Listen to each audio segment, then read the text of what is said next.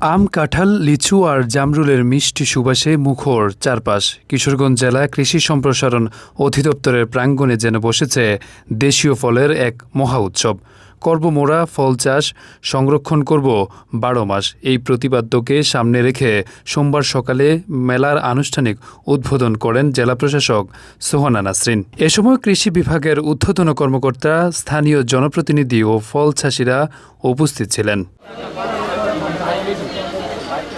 এবারের মেলায় জেলার ১৩টি উপজেলার চাষিরা অংশ নিয়েছেন। স্টলগুলোতে পরিচিত ফলের পাশাপাশি স্থান পেয়েছে তৈকর ও ননি ফলের মতো নানা বিলুপ্তপ্রায় ও লোকজ ফল।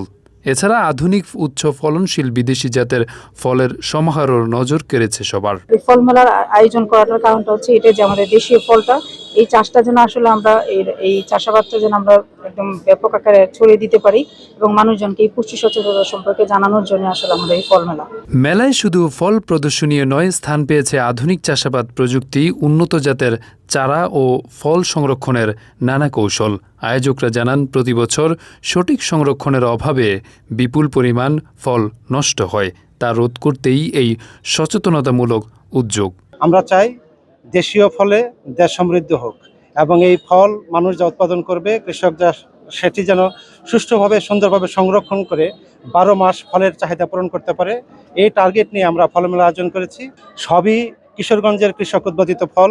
আমরা প্রত্যেক স্টলেই ঘুরে ঘুরে দেখেছি, একেবারে বাঙ্গি থেকে শুরু করে কাঠবাদাম সবই এই কিশোরগঞ্জের চাষিরা উৎপাদন করে। আমরা চাই এই উৎপাদন, এই যে দেশীয় ফলের উৎপাদন আরো বৃদ্ধি পাক, এই লক্ষ্যে আমরা কার্যক্রম গ্রহণ করছি। প্রতিদিন সকাল থেকে সন্ধ্যা পর্যন্ত সবার জন্য উন্মুক্ত থাকবে এই মেলা। নতুন প্রজন্মকে দেশীয় ফলের ঐতিহ্যের সাথে পরিচয় করিয়ে দিতে এবং পুষ্টির নিরাপত্তা নিশ্চিত করতে এই মেলা দারুণ ভূমিকা রাখবে বলে আশা করছেন সংশ্লিষ্টরা। আরাফাত হোসেন, যুগের চিন্তা।